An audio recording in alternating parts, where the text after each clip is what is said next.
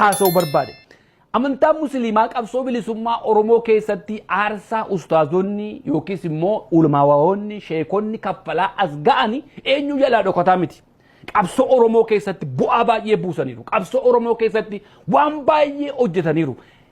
Gaarummaa hordoftoonni amantaa musliimaa qaban baay'ee keessaa tokkotu yeroo baay'ee laphee koo keessa deddeema.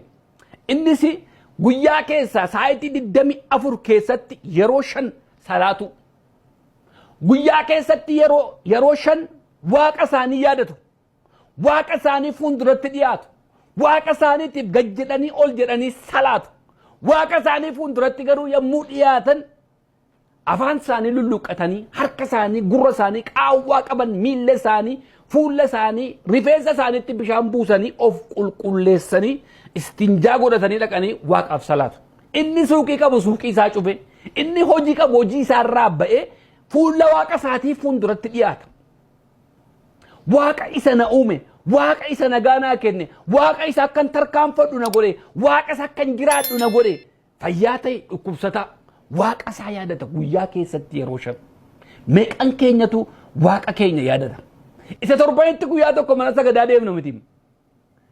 Guyyaatti yeroo meeqa waaqatti dhiyaanna. Hammam waaqa keenya kabajna. Gaarummaa isaan qaban keessaa kanatu baay'ee natti tola.